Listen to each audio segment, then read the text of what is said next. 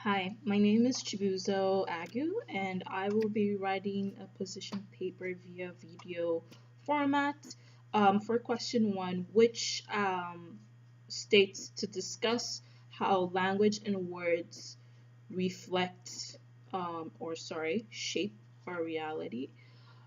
So I wanted to start off by explaining what language is. Now, in simple terms, language is a form of communication that allows us to evoke our thoughts into another person's thoughts and create action as a product of that.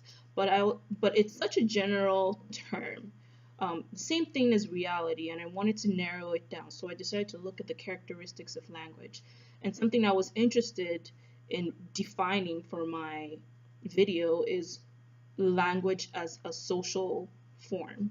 So what I found is that language, um, as socially, is means like it comprises a set of rules which allows members to relate with each other and cooperate with each other, which kind of develops language. Also, in a way, allows for the development of culture socially. Now, I also looked at social reality, and he also pointed out the key importance of rules. So, social reality consists of a set of social principle of a community involving stable laws. So, rules, laws, these two are connected. It's obvious. So, it's safe to say that language is a key creator of social worlds people experience. Now, my thesis statement, I wanted to focus on political language, based on the article I will be focusing on mainly, which is Civilization versus Reality by Lorente. Hopefully, I'm saying that name right.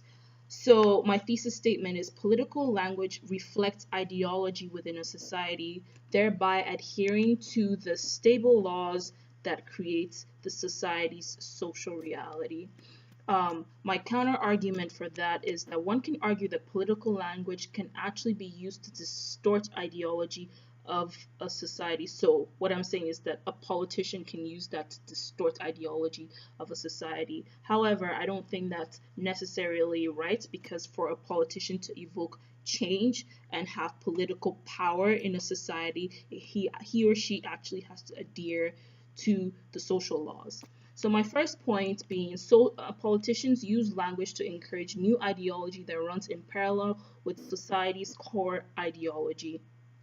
So example of this is Bush's use of binary opposite us versus them or civilization versus barbarianism. Bush in his own words stated that due to the events of 9/11 attacks, there is a need to wage, quote, a new kind of war and a struggle against barbarians to win the war against barbaric behavior. So um, the rationale for this is the core ideology in the United States is that um, being part of the Western world, they're held as the primary example of what a perfect society should look like. Therefore, we see time and time again their ability to exert cultural, political, economic, and military domination over the rest of the world, or people who don't fit the classification of what civilization entails.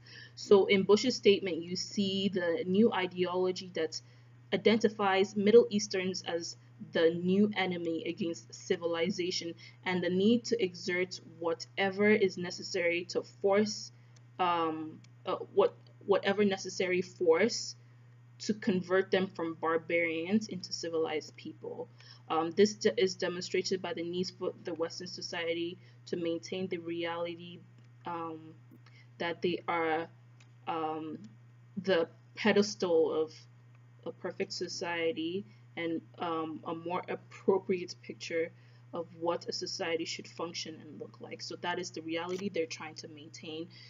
Politicians use that language to say, hey, we need to maintain this ideal because we're part of an elite group.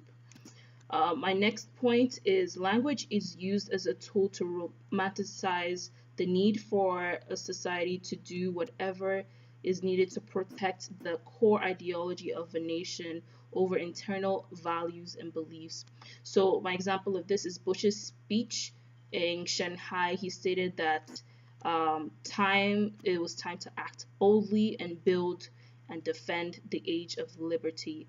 Um, so, Bush's speech calls for patriarchy and the sacrifice of its citizens. It calls for society members to devalue the lives of the enemy and do whatever is necessary to ensure that the ideology of democracy and liberty continues to stand strong and is never threatened again. So the need to put the state or the nation first can sometimes question ethical dilemmas within its citizens, but the language used by politicians calls for the need for patriarchy in order to protect the set of rules that maintain the reality in which they benefit from. So the benefits of civilization, whether it's the elitist status, the rest of the world seeing you, as a higher pedestal, and you feeling bigger than,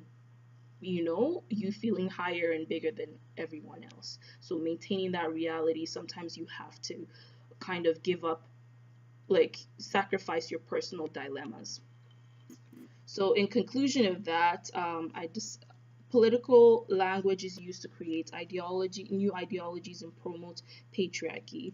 The use of language is used to maintain the social fabric that defines the way its citizens determine their truth within their existence. Language and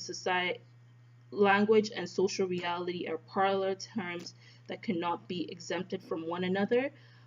Culture within a society determines the set of truths or rules that defines what is considered reality. Politicians are strategic in using these fundamental concepts to evoke support for a cause, and that's exactly what Bush used